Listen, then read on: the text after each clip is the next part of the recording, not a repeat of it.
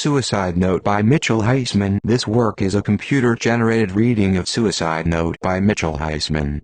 This work is free and licensed by Mitchell Heisman for copying and distribution under a Creative Commons Attribution Non-Commercial No Derivative Works 3.0 United States license. Science and Struggle. The Cold War. There could be no compromise of convictions between historian E. A. Freeman and his intellectual nemesis John Horace Round. Freeman attempted to fashion William I as a kinder and gentler conqueror by laying responsibility for admittedly new and evil customs on the improbable figure of Randolph Flamborough, chief minister during the reign of the conqueror's son, King William Rufus, 1087–1100. If there were any truth to this, it would mean that Flamborough was a vastly more important political figure than William the Conqueror. Can the good old cause of Saxon freedom in the English Civil War and the American Civil War really be traced to the decisions of Flamborough, rather than William's decision to conquer and dismember the native Anglo-Saxon ruling order? Freeman's argument could have used a good dose of Thomas Paine's American common sense. That William the Conqueror was a usurper is a fact not to be contradicted. In Britain, however, the relatively unrevolutionary compromise with the conquest tradition led Saxonist Democrats such as Freeman to contradict the notion of usurpation without redemption,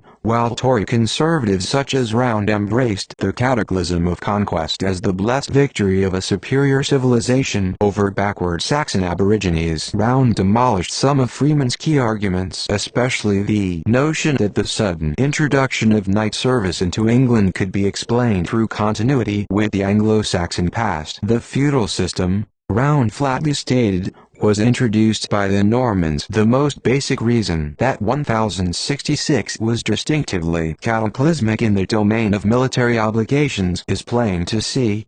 The defeat at Hastings was the native failure to live up their highest political duties, failing to defend English land from military invaders. Old English modes and methods of military tenure were replaced, for example, by the military occupation functions of Norman knights. Freeman's gradualistic interpretation of English history was an attempt to heal the historical wounds inflicted by William the Vivisector. Round once hinted that Freeman was thinking of Prime Minister Gladstone, 1809–1898, when he wrote the following of Harold, the last king of Anglo-Saxon England. The mighty voice, the speaking look and gesture of that old man eloquent, could again sway assemblies of Englishmen at his will. For Round, this was Freeman's glorification of demagogy. When a similarly anti-democratic criticism was leveled at Gladstone for asserting the economic dominance of the House of Commons in 1861, he proudly responded that he was only restoring that good old constitution which took its root in Saxon times. Of Freeman,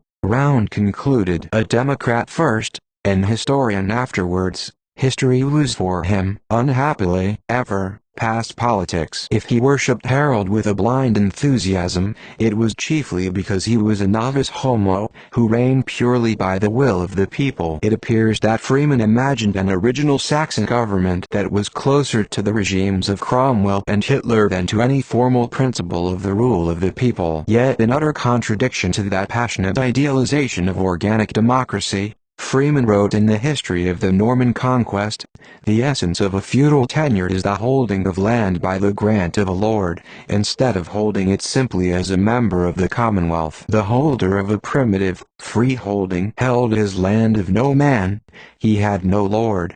As a member of the Commonwealth, he owed to the king or other chief of the Commonwealth such obedience as the law prescribed, but the tie was purely political and not personal. 1159. This terminological distinction between feudalism and commonwealth is really a product of the English Civil War era. If it will be acknowledged that this war still raged in Freeman's 19th century mind, then one can make sense of a very basic inconsistency. On one hand, he romanticized Harold as a leader who reigned through the will of the people. On the other hand, he presented an implicit criticism of feudalism for being, unlike the purely political Commonwealth, too personal. If this distinction is to be believed, then pre-conquest England possessed a purely political, and a suspiciously modern and impersonal form of government in the middle of the medieval period. Freeman's contradictions can be explained, however, If one recognizes that he is projecting post-conquest Saxon resistance to Norman lords upon pre-conquest institutions, the problem was not that the relationship was personal per se,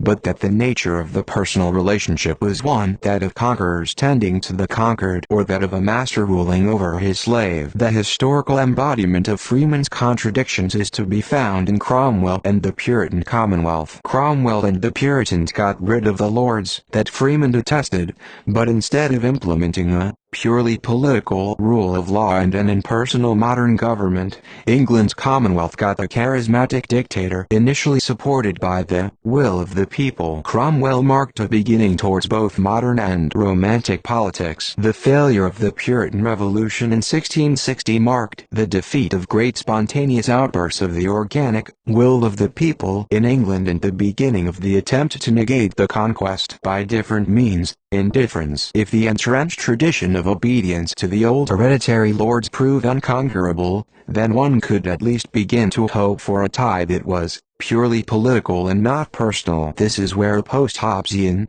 and more recognizably modern, form of politics begins to take shape. The liberal tradition that America inherited arose, in part, from Anglo-Saxon failure to achieve organic democracy, forced to living with lingering ethnic hostility through the survival of the aristocracy after 1660 and 1688. Liberalism evolved as a means of living with ethnic hostility by substituting individual freedom for national freedom. This experiment in aristocracy helped produce modern individualism's neutral social attitude premised on a lack of positive social relationship and pretense to the less objective social relationship of positive hostility. Long after the heat of the Battle of Hastings had passed, ethnic hostility simmered into a kind of Cold War. The instinct for revenge cooled and matured into modern schemes of democratic justice. Rage was rationalized and Anglo-Saxon ethnic hostility to the conquest government became reinterpreted as rational, liberal virtue. Enlightened ethnic cleansing wiped the historical slate of the very memory of the Normans. The American Anglo-Saxons civilized their hatred of the Norman race into an electoral system that routinized the democratic overthrow of the conquest government every 4 years.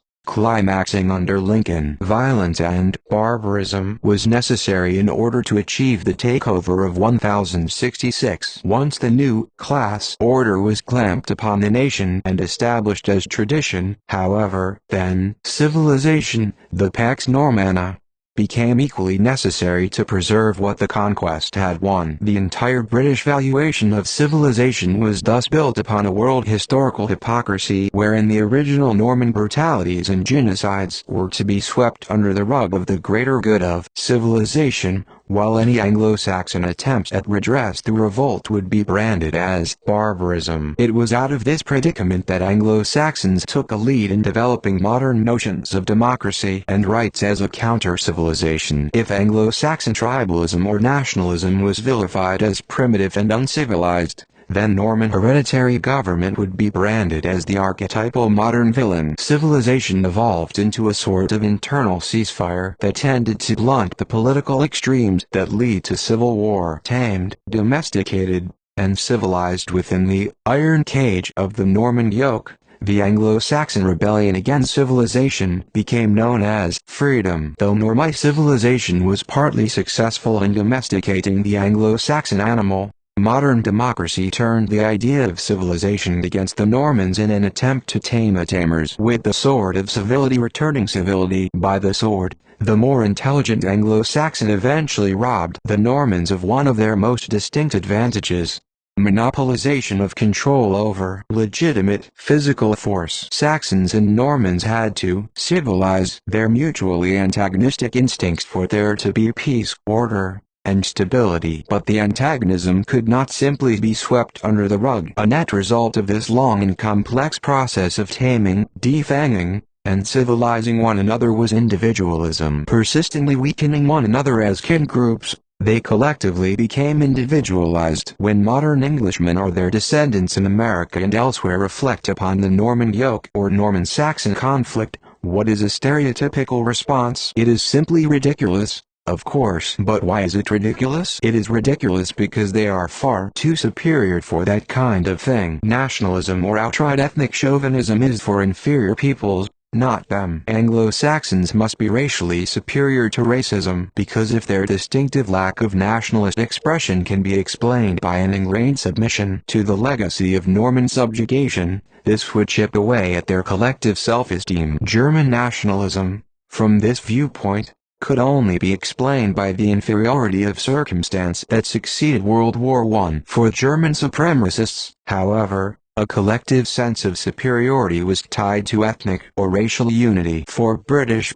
and especially American supremacists, a collective sense of superiority was tied to the ability to work together despite a lack of a truly coherent collective unity. Normans and Saxons eventually took collective pride in their ability to resolve or tame their internal blood feud through a collection of norms, customs, procedures, and laws called civilization. How could it have been otherwise? If these tensions existed, they had to be dealt with one way or the other. The development of common norms that devalue tribal ethnic conflict was a condition of a viable civilization. Here we see how political considerations of genetic kinship factors led to the evolution of cultural norms that de-emphasize those genetic kinship factors. Insofar as Norman-Saxon tribalism was overcome, it was one measure of the success of a more universal national identity. To the extent it was successful, there could exist an authentic post-conquest English identity as a whole nation. Consequently, this new identity, us, became associated with a collective overcoming of tribalism, while those other nations or ethnicities, them, were those who had not stretched beyond the bounds of straightforward ethnocentrism. In this way, the British and Americans came to associate the barbarian, the foreigner, with tribalism. The differential political path of the English-speaking world from the German-speaking world was rooted in this paradox of ethnicity overcoming ethnocentrism. The Germans had not been forcibly conquered by cosmopolitanism before the 20th century. The kind of formal, civilized relations that characterizes Anglo-American government is that exhibited by strangers who have no strong or definite ties to one another. This state of affairs was a modern solution to the Norman problem that became a solution for the social problems of the whole world. The civilizational bridge between Anglo-Saxon and Norman is a prime source of the liberal, internationalist tendencies of English political theory and practice that culminated in America. One might think that it was the Anglo-Saxons who first developed constitutional government and the rule of law as solution to their political predicament, but this is not the case. Magna Carta, 1215, was an invention of Norman barons. It was the source of the concepts of trial by jury, due process of law, and the idea of the rule of law and constitutional government in general. From an Anglo-American perspective, this Magna paradox illustrates the complex nature of the Norman legacy. From a German perspective, however, this helps clarify how the Norman conquest led to a divergent evolution towards the rule of law that became coupled with broad democracy only in modern times. For Germans, there was no Norman conquest, no Magna Carta, and thus, no compulsion to evolve ideas of the fundamental rule of law. This is yet another way in which German culture was never conquered by belief in the supremacy of civilization. Chapter break. The physics of the modern political cyborg. One element of William the Conqueror's political genius was his successful strategy of dividing his enemies or potential foes. The conquest of England was made possible, in part, by his ability to keep the natives divided among themselves so that they remained unable to combine as a formidable, unified force. Although Normans were relatively united among themselves, the same strategic mindset was even applied towards William's own Norman barons by dividing their spoils of land over disparate geographic areas so that the most powerful would never be in a position to combine their assets against the king. William succeeded in making his kingship supreme by keeping rebels and potential rebels divided and conquered. By 1215, Norman aristocrats had produced Magna Carta, the beginnings of constitutional law and failure of William's original attempt to keep Norman's barons divided under the king. So while 1066 established an organic or socio-biologically based division between Norman conquerors and conquered Anglo-Saxons,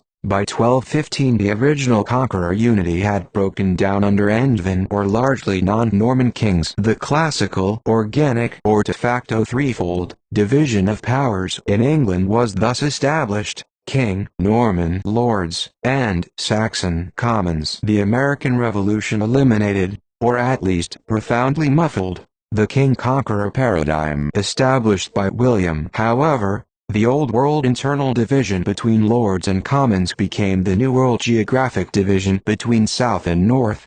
A more Norman and aristocratic culture was based in Virginia, while a more Anglo-Saxon and democratic culture was based in Massachusetts. This organic or socio-biological division of powers between North and South emerged from opposite sides in the English Civil War. Note the contrast between this organic way of looking at the division of powers and the traditional, inorganic, constitutional understanding of the division of powers. There is reason to think that the incompatibility between organic and inorganic divisions of powers is not completely accidental. The inorganic division of powers, while embodying the principle of civil war in some ways, helped to thwart an organic division of powers that would lead to all-out civil war. In one of great moments of Anglo-French cross-fertilization, the Frenchman Montesquieu's spirit of the laws interpreted theoretically what Englishmen had done practically. Montesquieu's mechanistic and inorganic interpretation of England's political system emphasized a balanced division between the executive, the legislative, and the judiciary from a functionalist perspective. In England, this corresponds to king, parliament, and the system of courts. In America, the president, Congress, and the Supreme Court. Magna Carta is what legally established the modern division between the king, or president, and everyone else, and the judiciary served like an umpire between all upon that original legal ground. This modern, inorganic divisions of powers evolved, in part, out of the need to promote overarching political unity by systematically counteracting and obscuring England's organic divisions of powers, king, lords, and commons. Montesquieu's separation of powers was ultimately adapted to a new variation on this theme in America. Woodrow Wilson, the most scholarly of U.S. presidents, wrote in the third chapter of his Constitutional Government in the United States, 1908, the makers of the Constitution constructed the federal government upon a theory of checks and balances which was meant to limit the operation of each part and allow to no single part or organ of it a dominating force.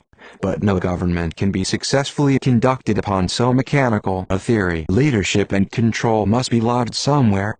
The whole art of statesmanship is the art of bringing the several parts of government into effective cooperation for the accomplishment of particular common objects. The problem for the founders, however, was a strong tendency towards factionalism born, in part, out of a lack of organic unity. James Madison believed that the Constitution's division of powers had a tendency to break and control the violence of faction. The Constitution handled the historical and organic faction between North and South by accepting the premise of internal division and reordering it as the inorganic division of powers. The constitutional division of powers thus acted as a counterforce to a North-South division of power. American unity was originally achieved through the structural diversion of internal division. The American founders, in other words, attempted to achieve an overarching political unity by distracting from an organic division of powers through an inorganic and incompatible division of powers,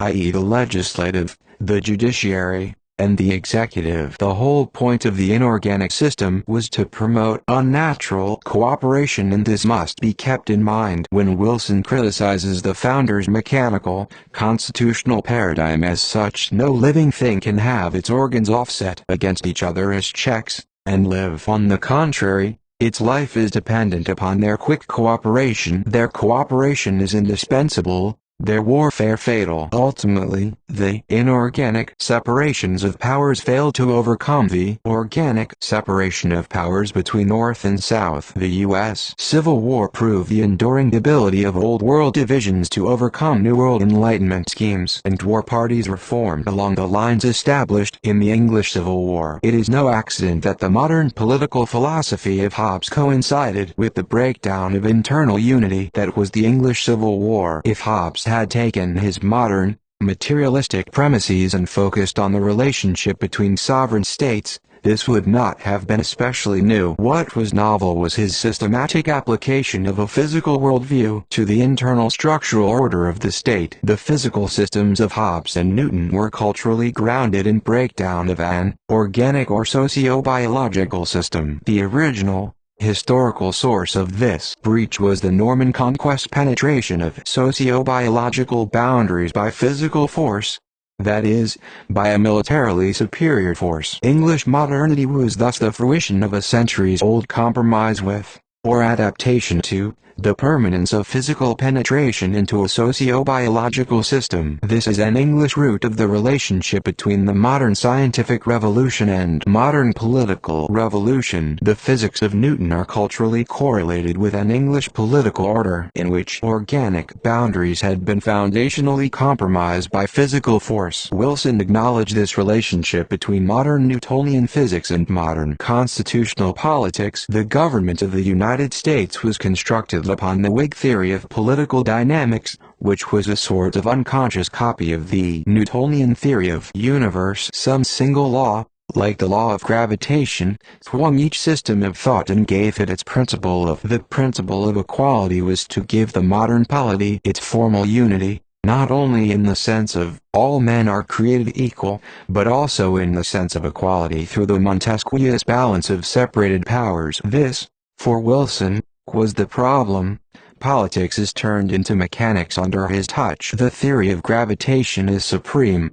The trouble with the theory is that government is not a machine, but a living thing. It falls, not under the theory of the universe, but under the theory of organic life. It is accountable to Darwin, not to Newton. But is it really possible to take the entire constitutional framework laid down at the founding and tweak it so that a lifeless machine is spontaneously generated into a living organism? Wilson simultaneously rejected the Newtonian paradigm of the founding and accepted it by working within that theoretically benighted tradition. It was the Nazi Germans who took Wilson's argument to its logical extreme by rejecting constitutional liberal democracy altogether and supporting a wholly organic form of political order. Even if the division of powers model is taken at its most timely moment at the founding, the American polity as a whole could not have been described as a wholly inorganic machine. The reason for this is plain enough.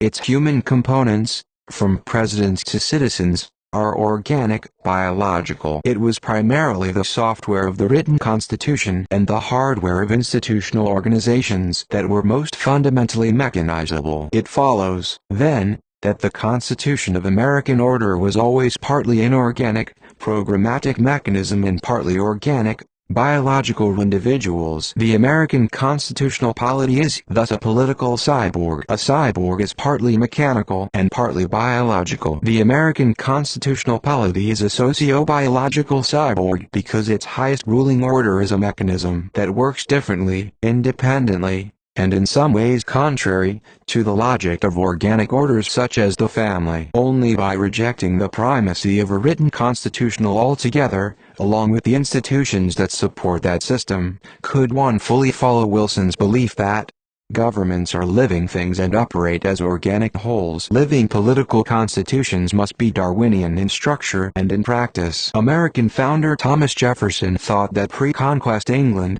unlike England under the Norman yoke, possessed something akin to such a living, organic, political constitution, and although this constitution was violated and set at naught by Norman force, yet force cannot change right. A perpetual claim was kept up by the nation, by their perpetual demand of a restoration of their Saxon laws, which shews they were never relinquished by the will of the nation. 1160. According to Jefferson, the ancient Saxon constitution was violated by physical force. The integrity of a living, organic political body was penetrated by the inorganic mechanisms of superior military might. Put in Wilson's terms, one could say that the Norman conquest was, in some way, a victory in Newtonian conception of physical force over a Darwinian conception of an organic body. The consequences of the Norman right of conquest were momentous. It meant that physical, military violence became the supreme basis of political right. It meant that the very highest extent political principles were fundamentally inorganic, Physical principles of superior military force. The empirical, historical basis of first principles of political hierarchy was based on first principles of a physical hierarchy. Cultures are characteristically closed systems. The conquest brutally vivisected Anglo-Saxon culture and forced it open to both French civilization and the larger physical universe. This contributed to the superior political valuation of civilization over culture. The Norman right of conquest was a particular instance of the principle that might makes right. The conquest effectually internalized physical force within the domain of the body politic, and modern political philosophy in the English-speaking world is characterized by the struggle of those subject to this force to technologically control that force. The Norman conquest, then, began an internalization of laws of physical force that evolved into modern notions of politics as a physical machine, or cyborg. The American founders, the brothers Frankenborg Wilson explained, had sought to balance executive, legislature, and judiciary off against one another by a series of checks and counterpoises, which Newton might readily have recognized as suggestive of the mechanism of the heavens. If there is a Newtonian law applicable here, it is his third: for every action there is an equal and opposite reaction. The polar opposite of the American separation of powers is represented by William the Conqueror. The supreme Norman was the lawgiver, judge, and last but not least, the great executive of the so-called feudal paradigm that he founded in England. The Newtonian revolution in politics was reactionary, a reaction to the paradigm established by William the Conqueror. From Magna Carta to Anglo-Saxon natural law, the physical principle of conservation here was restoration through revolution. Without the action of the Norman conquest, there would not have been an impetus for the reaction of modern physicalist mechanisms to control the breakdown of internal, organic unity. A physics-based worldview tended to view only material individuals, not kinship relations, and one can see how this kind of Newtonian-like materialism provided a point of view that emphasized observable individuals over social or kinship interrelationships. The systematic individualism of Thomas Hobbes' Leviathan, for example, was a modern technological remedy designed against the old kinship-based Norman-Saxon tribalism of the English Civil War. So if we take our start from the successful penetration of a physics-based worldview on one hand, and a system of individual rights that was designed to prevent kinship-based hostilities on the other, then what we get, ultimately, is a combination of physicalism and internationalism that is the underlying formula of liberalism. Enlightenment liberal internationalism was interwoven with a Newtonian, cosmological perspective. From the perspective of the larger universe beyond Earth, the differences between humans began to appear trivial. The liberalism of the 21st century is still based on this original Newtonian-based cosmology, wherein traditional human bonds are dissolved through comparison with the larger world discovered by physics and astronomy. The original egalitarianism of liberalism has some connection with the high point of scientific revolution, Newton's discovery of the law of universal gravitation. Newton demonstrated that terrestrial and celestial physics are identical,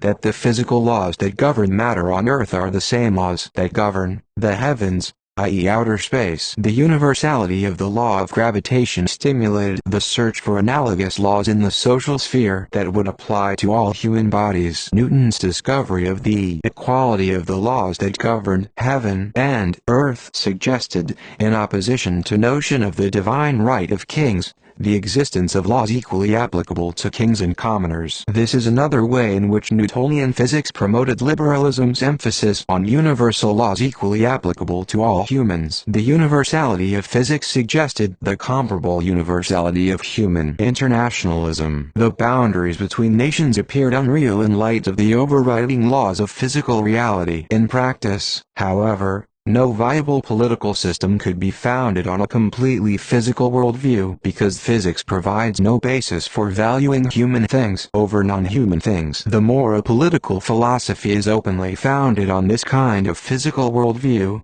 the more the polity may come to approximate total anarchy. Modern liberal democracy is, depending on your point of view, is a limited government, or a limited anarchy. A totally physical worldview implicates a move from limited anarchy to total anarchy. It was ultimately not clear that humans have any objective special status whatsoever in the physical world. The reason that liberal democracy can work at all is that marks out a human exception to total physicalism under the name of human rights. This means that liberal democracy rests upon a double standard, one pre-Darwinian standard of quasi-Newtonian physicalism, and a separate human standard based on individual rights. The synthesis of these two standards produces humanistic internationalism and socio-biological cyborg of liberal democracy. The American founding took place in a historical window, after Newton's discoveries had impacted social and political thinkers, and before Darwin's theories of biological evolution. Liberalism was founded and based primarily on physical science, not biological science. While liberal democracy cannot be reconciled with total physicalism, the political left is nonetheless premised on progress towards a physical or material worldview. The political right, as exemplified by Nazism, is premised on progress towards the opposite direction, towards a biological worldview. The political left thus moves to a physics-based international universalism and away from the relative provinciality of biology. Individual freedom, for example, is freedom from biology in the sense of freedom from biocentrism, freedom from kinship, and freedom from subordination to genetic adaptation. Originally inspired by a Newtonian-centered physicalism, liberal freedom ultimately recognizes only physical law or materialism as the fundamental reality. Let me offer a personal example. Once upon a time, a man offered to perform fellatio. I consented. Why not? I suppose it is ironic that it was at the very moment that I found another man's mouth attempting to engage my penis that I had this distinct epiphany.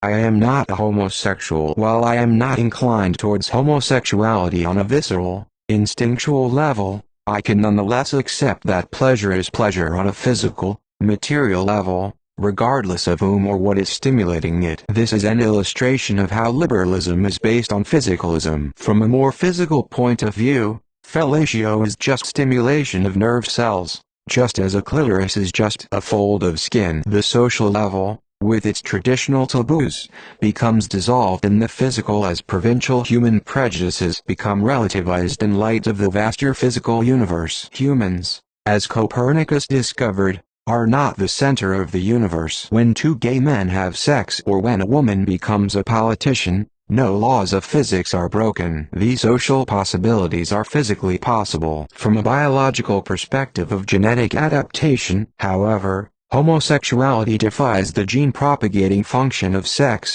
and women's careers tend to conflict with the biological priority of genetic propagation and child-raising. The ultimate trajectory of the political left is the supremacy of physical principle over biological principle, the rise of technology and the decline of biology. Biology, especially in the form of sex and race, becomes increasingly irrelevant, while technology increasing in order and intelligent organization. However, an egalitarian capitalism may appear on a human level, the ultimate inequality it is developing is on a technological level. From the very beginning, America's liberal democracy was strongly influenced by the paradigm of the machine and designed, in the minds of some, as a machine. Taken together with its biological human components, liberal democracy is a socio-biological cyborg. As economic technological development advances, the machine components of the body politic increase, while the relative proportion of its biological components declines. Ultimately,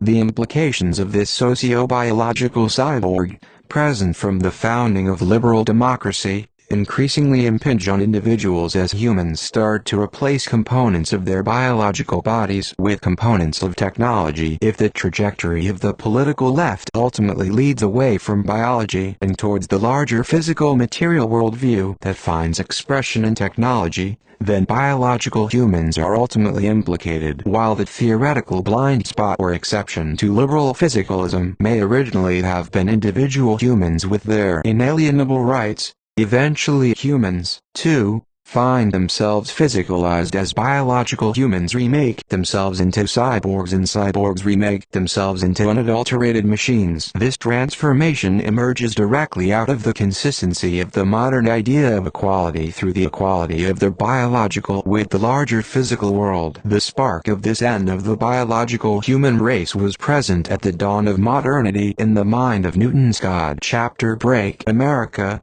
carcass of the Saxon nation. So long as the separate art of music had a real organic life need in it, down to the epochs of Mozart and Beethoven, wrote German composer Richard Wagner in his polemical essay Judaism and Music, there was nowhere to be found a Jew composer.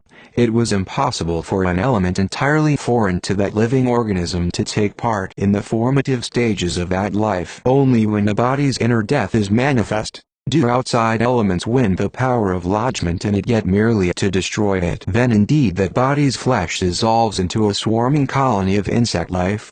But who, in looking on that body's self, would hold it still for living? The spirit, that is, the life, has fled from out that body, has sped to kindred other bodies, and this is all that makes up life. In genuine life alone can we, too, find again the ghost of art, and not within its worm-befretted carcass. Could anyone sincerely look at 21st century America, with its combination of individualism and multiculturalism, and declare it a living organism? For most Anglo-Saxons, the sense of being bound to a larger, kinship-based, political communal, living organism is not a cogent reality. In other words, it is dead. The Anglo-Saxon Volk is dead. It was this death that helped give birth to modern political order in the English-speaking world. Liberalism is the death of nations. 1161 declared Moeller van den Bruck. The United States was made possible by the socio-biological, inner death of the Saxon nation, and the victory of this death was ultimately a tribute to the long-term success of the Norman conquest of the Anglo-Saxon ethnicity. To uphold the conquest,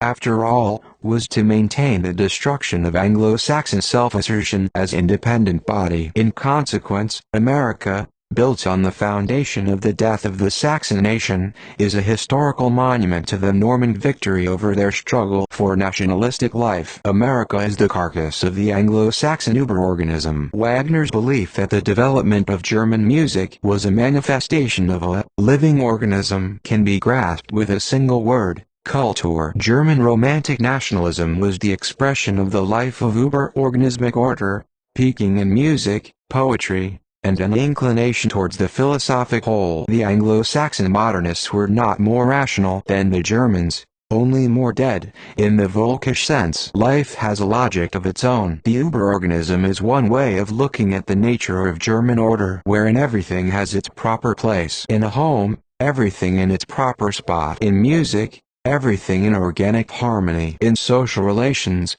every person, every organization, every class or subdivision, and every race in its proper place. The Normans, too, had a sense of social order wherein their sense of being a master race relegated Anglo-Saxons to their place as a subordinate race. The Anglo-Saxon rebellion against that condition led to the diversities of freedom, and this freedom precluded the internal, organic coherence of the German uber-organism. Terminally associated with a sense of slavery, the uber-organism died among Anglo-Saxons, and economic materialism, and God, took its place. Wagnerian Romanticism, from a non-romantic point of view, leads to a rejection of materialism in the specific sense that its internal logic, i.e. the desire for gene propagation, is not empirically validated by the larger material environment, while from an immediate, empirical point of view, its naive internal strivings may appear irrational. Its cumulative cultural result could be viewed as potentially genetically adaptive from a higher,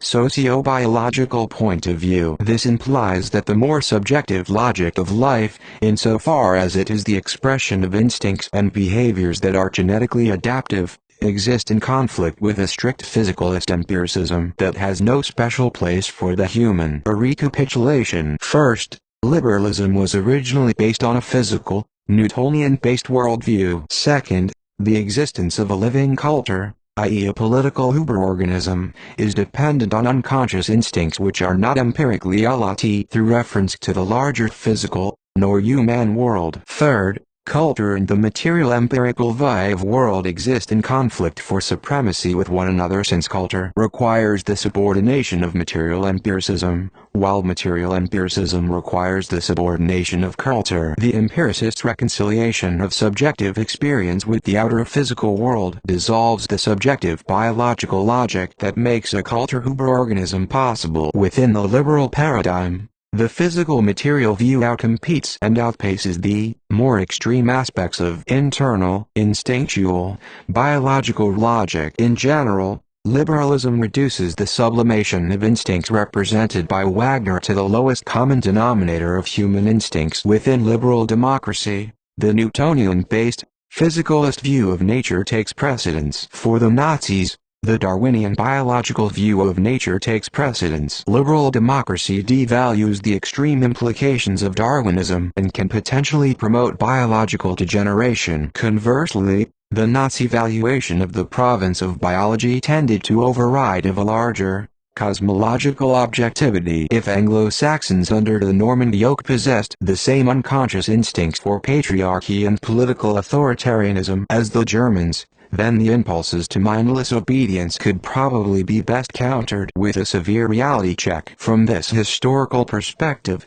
one can see how Anglo-Saxon empiricism could have evolved from its political value as a means of resisting the Norman yoke. If Anglo-Saxons followed instincts conducive to political patriarchy in the manner of Nazi irrationalism, this would lead to self-conflict within the context of the Norman yoke. Anglo-Saxon nationalism itself required that Nazi-style irrationalism be replaced by rational government. Thus, the Norman yoke itself would have led Anglo-Saxons to distrust some of their own instincts toward political duty. With the help of the neutralization of kin selection promoted by Christianity, certain instincts would have been seated or channeled as reason. The Anglo-Saxons had to attack their own subjectivity, their own patriarchal inclinations, in order to fight the Norman class system with true objective ruthlessness. While the conquest itself helped crush Anglo-Saxon ethnocentrism, especially on a political level, the very adaptations required to fight the conquest establishment further weaken Anglo-Saxon ethnocentrism in that the struggle itself reinforced the alienation of their identity from the political. Yet could objectivity itself be an expression of Anglo-Saxon ethnocentrism when aimed at the Norman enemy? Objectifying the Norman enemy. The larger problem here is the claim that liberal democracy represents rational government or a form of government amenable to scientific objectivity. The Norman conquest stimulated an un-German objectivity towards political things in the sense that the Anglo-Saxons stood detached from the government. Detachment from political subjectivity was often replaced by physical objectivity.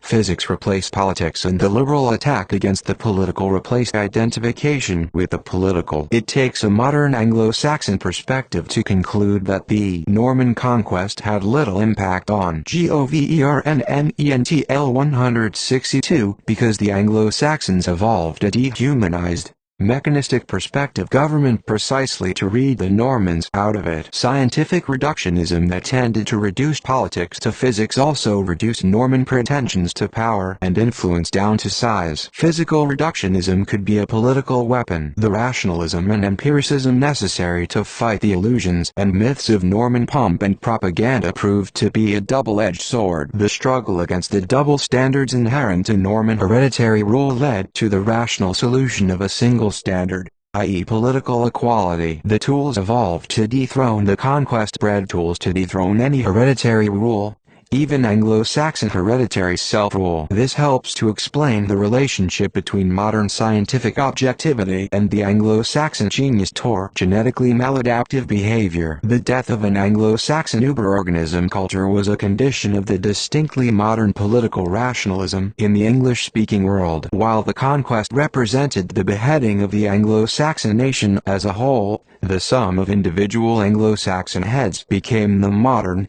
adapted regeneration of the repressed. In this way, the death of uberorganism opened up possibilities of individual freedom, i.e. freedom of speech and freedom to pursue many forms of scientific objectivity unhindered by duty to a larger political whole. This means that liberal democracy, in formalizing rights of individual freedom, formalized the death of the kind of collective freedom that survived among the Germans. Whereas Nazi Germans achieved higher standards of genetically adaptive behavior at the expense of certain forms of objectivity, the Anglo-Saxon achieved a greater level of objectivity towards the political at the price of ethnic death. Sociobiological death is a logic consequence of the triumph of Newtonian physicalism over sociobiological boundaries. From a reductionistic physical view, the atoms that compose a live person's body are the same as those that compose the same person's body after death. Therefore, from this kind of reductionistic, physical view, there is no ultimate basis for a preference for life over death. The historical choice for Anglo-Saxon sociobiological death through political reductionism was made by the Normans. America, the carcass of the Saxon nation, is only the working out the implications of that medieval defeat. Chapter Break. The gods play dice. The different styles of art an arbitrary product of the human mind?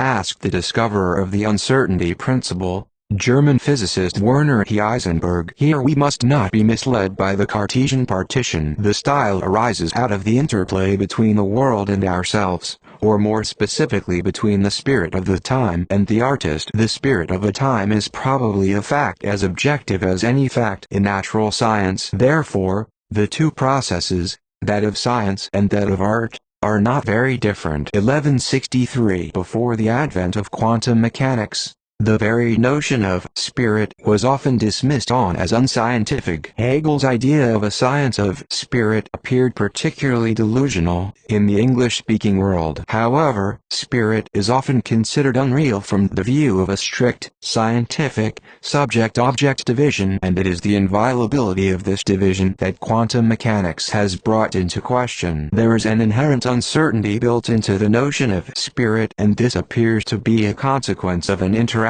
between subject and object. While the German word Geist has often been translated into English as spirit, it has also been translated as mind. The Hegelian connection between spirit and mind is a very German sense of wholeness, the whole ego, the whole state, the whole universe, both intellect and emotions. Absolute spirit emerged out of Hegel's attempt to achieve philosophical completeness in history, a historically encompassing knowledge which included self-knowledge. Both Hegel and Heisenberg appear to have incorporated themselves as observers into their respective Weltanschauungs, and this appears to be the source of their understanding of the compatibility of spirit and science. It appears that uncertainty emerges when subjective factors related to the observer are entered as factors into the scientific equation. Yet what appears to be less precise from the ideal of an iron wall between objectivity and subjectivity is actually more precise in that the mind or observer is accounted for within the scientific equations, whereas Western scientific objectivity commonly aims to isolate emotions and other sources of subjectivity from objective observation and reasoning. The spirit of the times represents a fusion of intellect and emotions. From this point of view, would it be scientifically defensible to assume that scientific discoveries are only serendipitously related to the scientists who discovered them? When the Nazis came to power, Heisenberg remained in Germany while Einstein left. While it is not hard to see why Einstein, a Jew, would leave a rabidly anti-Semitic regime, Heisenberg was apparently not decisively alienated from the Nazi spirit and did not follow non-Jewish expatriates such as the writer Thomas Mann into exile. Is it possible that these differential behavioral reactions to Nazism can be viewed as empirical evidence that there existed a relationship between the physics and the politics of Einstein and Heisenberg? The issue here is that the international universalism of the liberal democracies was profoundly influenced by the physical cosmology of the towering figure of modern science, Isaac Newton. Modern physics and modern politics evolved, to some degree, in intellectual conversation with one another. A key intellectual consonance between modern physics and modern politics was the assumption that a strong subject-object separation is something that should be aspired to, and is even a defining condition of rational, modern progress. From this point of view, Newton and Einstein have more common assumptions with one another than either do with Heisenberg's uncertain principle. The theory of relativity did not refute the corpus of Newtonian physics so much as it placed it on a broader foundation. Between the two foundational breakthroughs in early 20th century physics, relativity and quantum mechanics, the latter posed a deeper break with the basic assumptions of modern Newtonian science. So when Einstein left Nazi Germany for America, he fled to a political system with universalistic human aspirations founded under the influence of the Newtonian view of the physical universe. From the foundational assumption of a Cartesian division between nature and humanity, Einstein's innovations still held more in common with Newton than with Heisenberg's uncertainty principle. It further appears that the Nazi assumption of an interrelation between mind and body found a certain consonance with Heisenberg's discoveries that may have corroborated his decision to remain under Hitler. Quantum mechanics, and especially Heisenberg's uncertainty principle, brings precisely this issue of the observer's influence on the observed into question. If Heisenberg's discoveries bring the Cartesian partition of mind and matter or subject and object into question, this also brings the old Enlightenment assumption of the universalism of Newtonian physics into question. This, in turn, opens the question of the particular socio-biological origins of Newtonian physics. If there is an interrelationship between modern physics and modern political philosophy, can this help explain the Newton-Einstein convergence in contradistinction to Heisenberg and quantum mechanics? Can the impact of the Norman conquest help explain this as an expression of a larger Anglo-Jewish convergence in contradistinction to a socio-biological divergence from the Germans? Consider the following interpretation of the influence of Newtonian science on the modern, liberal,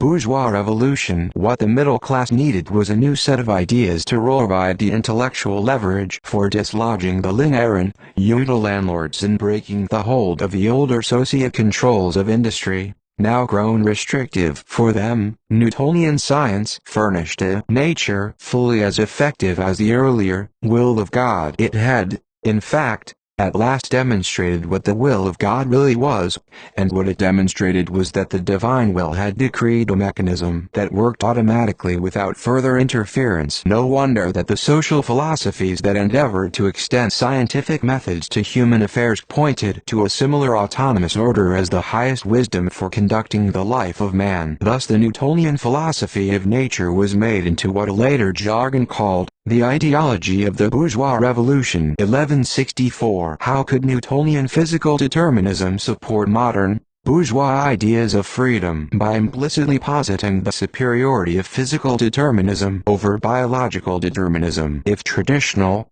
pre-Darwinian ideas of nature assumed, for example, that the caste subjection of Normans over Anglo-Saxons was natural, this implied a form of biological determinism. By redefining nature in the supra-biological terms of physical cosmology, Newtonian physical science offered an alternative determinism that justified freedom from the biological determinism of caste. Newtonian physics could be interpreted as a means of freedom from Norman determinism of political order. From an Anglo-Saxon point of view, the Norman conquest could be interpreted as the victory of the physical law of might makes right overriding socio-biological or ethnocentric law. The conquest thus posed a precedent of politics based on physical principles. If this hereditary legacy could thus be looked at as unnatural in biological terms, then this reinforced the proclivity to look at government in Newtonian-like physical, non-biological terms, i.e., the state in contradistinction to society. By turning this political physicalism to their advantage, it was to the biological advantage of Anglo-Saxons to stress the superiority of supra-biological, Newtonian-inspired politics. From a post-Newtonian, Darwinian perspective, the more Newtonian assumption that physicalism transcends or overrides the distinctly biological stands out conspicuously. Physical law transcends biological law. The obvious counterpoint that Darwin's theory is no less material or mechanistic than Newton's misses the point of view of the selfish gene. The distinctive logic of the selfish gene and its emphasis on genetic or kinship connections between individuals is overlooked by the Newtonian who observes only the laws of physics. physics between individuals. When physical relationships overcome kinship relationships, this leads to the rule of economic laws over the hereditary laws of the selfish gene. This is a core Anglo-Jewish convergence. The highest principles of secular Anglo-Jewish philosophy tend to be physical or material. In more practical terms, the most completely physical, suprabiological view translates into the supremacy of economic internationalism over politics and socio-biological boundaries. And this is precisely where the Germans ultimately diverged from the Anglo-Jews. The key point here is that the most extreme practical implications of Newton lead in the opposite direction of Darwin. Or, if we momentarily entertain the naturalistic fallacy, one could say that biology and physics point towards opposite hierarchies. If the Newtonian perspective reigns supreme, human biological provincialism tends to be dwarfed by a cosmological perspective that shifts human focus to the planets, the stars, and the limits of our knowledge of the whole universe. In a physical cosmological hierarchy, the highest principles transcend the entire domain of biology in general and human politics in particular. Biological priorities, and even the difference between live matter and dead matter, could be viewed as a matter of indifference. For Darwin's theory, by contrast, the issue of survival and the distinction between live matter and dead matter is central, not provincial. Self-preserving biological systems, by definition, prioritize the subjectivity of the self and its genetically adaptive instincts hierarchically over unadulterated physical objectivity. The Nazi revolution over liberal democracy, for example, was an implicit assertion of the supremacy of racial biology over the larger universalism of physical cosmology. In practical and political terms, the Nazi socio-biological Überorganismic whole took precedence over the larger physical cosmos. Newton was born in 1642, the very year that the English Civil War broke out. His early childhood experiences, then, were formed during the time when established political hierarchy had collapsed into a contest over hereditary authority. By tearing apart the pre-modern metaphysics of unity in natural political hierarchy, the breakdown in internal social order opened Englishmen up to the larger external order of the physical cosmos. For Englishmen, the larger physical cosmos began to penetrate towards precedence over the political sociobiological whole. The pre-modern conception of the bounded whole, shattered from the inside out in the English Civil War, became overtaken by the boundless and infinite Newtonian universe. The conflict between Norman and Saxon in the English Civil War was hopelessly complicated by exceptions to ethnic generalizations and the general entropy produced by interassimilation over the centuries after 1066. Germans have felt more justified in making probabilistic generalizations about others because their probabilistic generalizations about themselves were not overwhelmed by the complications of English self-identity produced by the Norman conquest. Whereas the English-speaking world came to emphasize the possibilities of the individual to overcome the probabilities of ethnic generalizations, the Germans largely emphasized the probabilities of ethnic generalizations over the possibilities of individualism. American optimism and Judeo-Christian hope stress the improbable but possible. If racial generalizations entertain probable behavior for an individual belonging to a given racial group, the Anglo-Jewish emphasis on the possibilities of the individual act as an alternative to the domination of or group generalizations. The Lockean tabula rasa underlying liberal democracy, emphasizing the potential for changing human behavior through learning, added theoretical justification for individual possibility over biological probability. There is a connection, then, between a probabilistic way of thinking and some forms of ethnic, racial, or group generalizations. Probabilistic generalizations not necessarily assume that every individual member or racial group fits a given stereotype, only that membership in such a group increases the probability of adhering to a given group generalization. Holism represents a form of generalization, and racial generalizations among Germans reinforced a German self-generalization as racial body forming a natural political gestalt. While Hitler could generalize about his own people with at least some basis of coherence, The Norman conquest ultimately engendered ethnic entropy out of the problem of making strict generalizations about Normans and Saxons, especially among non-upper-class Norman descendants. The analytic solution to this generalization entropy was to view Englishmen as competing, Hobbesian individuals. The more synthetic solution to the problem of generalization was to take ethnic identity to a higher level of abstraction. English self-conception as race became fuzzy, in the sense of probabilistic, fuzzy logic, and this ambiguity engendered a more abstract resolution in the even fuzzier conception of humanity. The Uberorganism organization that was still probable for Germans became, for the Anglo-Saxons, too improbable to be cogent. In its place emerged the possibilities of the individual. It was the death of belief in the Uberorganism among the Anglo-Saxons that opened up the possibilities of individual freedom. Only if subordination and duty to the authority of a larger political whole was destroyed,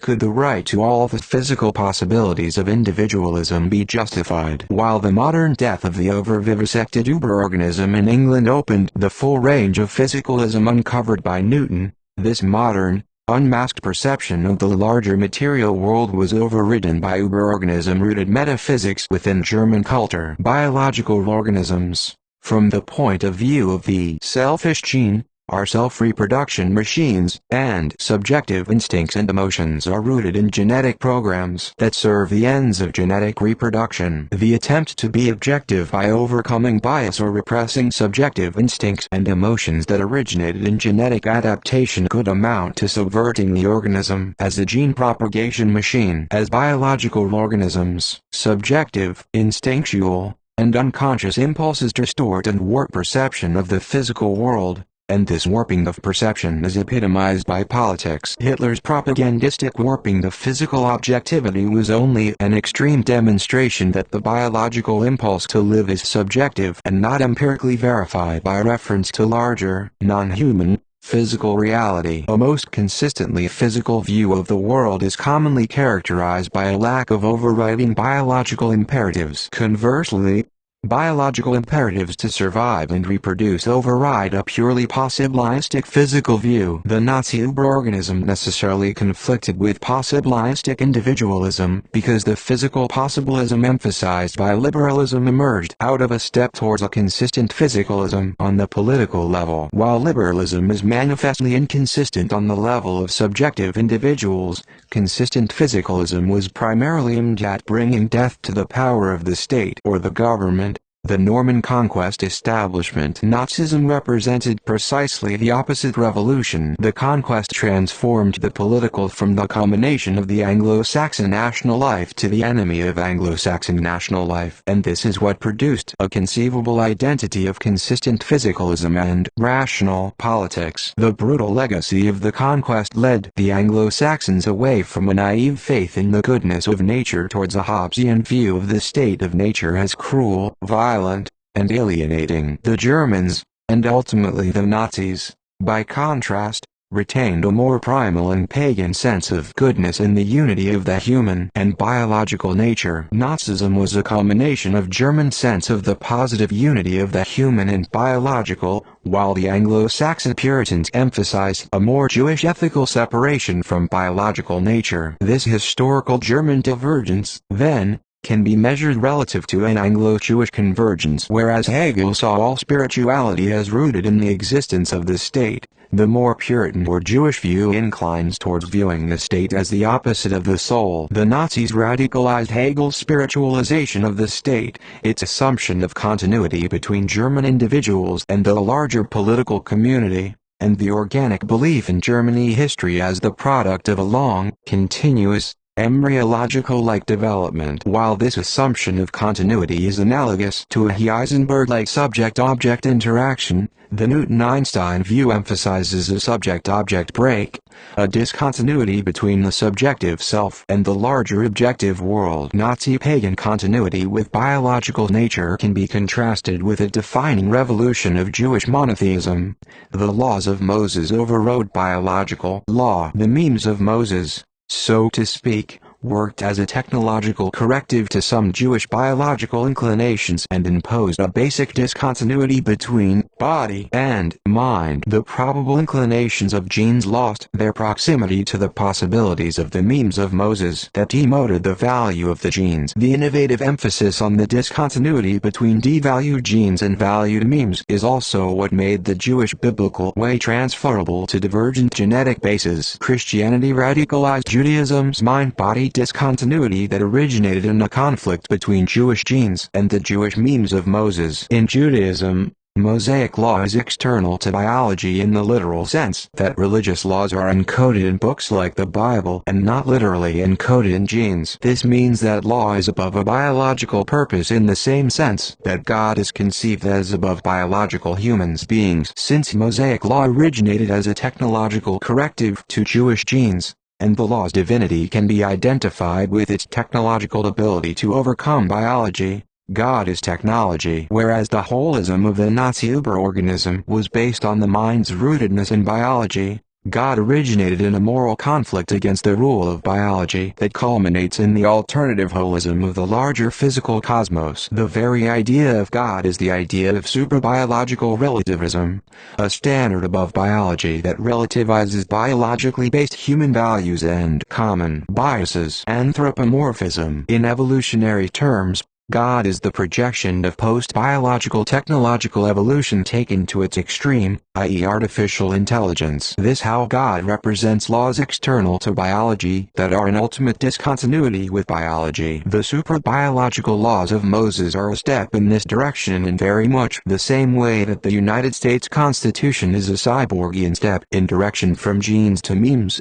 From incorporation to symbolization. The Nazi Uberorganism was incorporated in the sense that its highest laws were extensions or incorporations of subjective biological inclinations, i.e. mind rooted in organic continuity with the body as opposed to presumably superficial symbols or abstractions. Political innovations are analogous to Heisenberg's scientific innovations in a common repudiation of the Cartesian partition of mind and body. Heisenberg's innovation included the new emphasis on how an observer affects what is being observed, while Heisenberg's contribution implies a kind of synthesis of the observer and the observed. The Newton-Einstein view assumes that the observer or self is unsynthesized with the observed, and can therefore be assumed to not affect the observed. Translated into political terms, Heisenberg's decision to remain in Nazi Germany implied identification with the political, wherein the political identifies racial biology as its highest ruling law, while the Nazi identification of politics and biology is a logical corollary of mind-body interaction.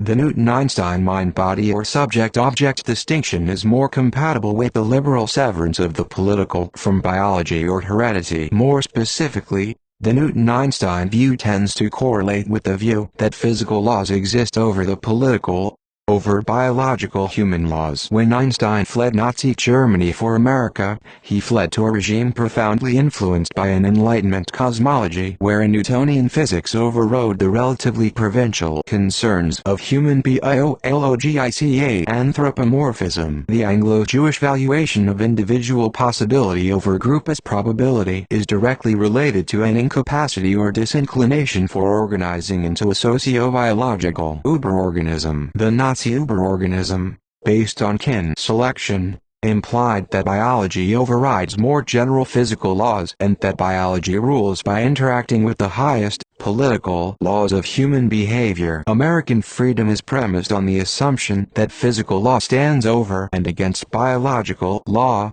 that the liberal emphasis on freedom for the physically possible take precedence over the more politically conservative assumptions of the biologically probable. The full possibilities of individualism can only be realized if the biologically probable is overcome, and the possibilistic premise thus suggests overcoming a behavioral synthesis with biology or overcoming the limits of a mind determined by the body. The assumption here is that it is possible to separate mind from body or object from subject. The Anglo-Saxon stress on the physical possibilities of individualism correlates with the assumption that there are no necessary connections between individuals in human relationships, and especially no necessary connections between individuals and the government. Strictly speaking, The discontinuity between individuals counters probabilistic assumptions of relationship between individuals, i.e. it may be probable that individuals will tend to associate on the basis of kinship or race, but the individual premise holds out for the less probable exception. The moral aspect of Anglo-Jewish liberalism is a devaluation of the most obvious socio-biological probabilities and valuation of improbable biological possibilities. In evolutionary terms, this correlates with a devaluation of natural selection and a valuation of the marginal, the weak, the widow, the poor, etc. While liberalism tends to value the abstract individual human being like a mathematical constant, Nazi Germans and Prussian militarists assumed that the value of the abstract individual human being is variable. The Germans, for example, have held greater tolerance for political risks to individual life, i.e. a greater willingness to risk life in war, while the politically leftward program of human rights implies changing the value of human life from a variable to a constant, i.e. every individual as of infinite value. The political rightward Nazi program valued the sacrifice of life in war, while the Anglo-Saxon tendency to regard the individual self as absolute is related to the political philosophy of individual rights. The more variable valuation of individual life among Germans is related to a collectivist holism wherein the self is dissolved into the uber-self of the larger community. This more German dissolve of individual identity into a larger tribal or national identity produces a national spirit. This very German conception of spirit or Geist is not completely amorphous or random because the possibilities of individual freedom are overcome by implicit assumptions of knowledge of the probabilities of national character in determining the behavior of the members of the national community. Consider an analogy in quantum mechanics. Visual representations have been made of the probable location of an electron in a hydrogen atom. It is possible that the electron could be anywhere, but it is probable that the electron is more likely to be at some locations than at others. There is a coherent analogy, then, between the probable location of an electron in a hydrogen atom and the probabilistic mental states associated with German notions of spirit or Geist. It is possible, and even probable, that P. Heisenberg's discovery of the uncertainty principle was influenced by the spiritual character of German culture. Heisenberg's claim that the spirit of a time is probably a fact as objective as any fact in natural science also suggests the interplay between the spirit of the larger community and individuals. In a Nazi context, it suggests an individual self dissolved into the self or spirit of the larger Volkisch community. In political terms, the individual self probabilistically dissolved into the larger community can be contrasted with the individual self as an absolute or constant formalized in the liberal concept of human rights. While the Newton-Einstein view stands relative to a physical standard above biology, it also appears to assume the self of the individual observer as a constant. Heisenberg's Weltanschauung, insofar as it was compatible with German nationalism or Nazism, posited the individual as a variable. Kinselective continuity with the political was the biological basis of this valuation of the individual as a variable. It appears that the socio-biological basis of the Nazi German spirit was kinselection. Kinselection works only on the basis of mind-body interaction, while the Platonic Christian Cartesian partition separates the self from interaction with the world in a way that undergirds the objectivity characteristic of Newton and Einstein. Heisenberg's theoretical dismissal of this partition opened the door to consideration of a probabilistic basis for biology's influence on behavior. Sociobiology. It appears that such compounded probabilities produced holistic spiritual constructs only from German Romanticism to German metaphysics to German belief in the Volkstate.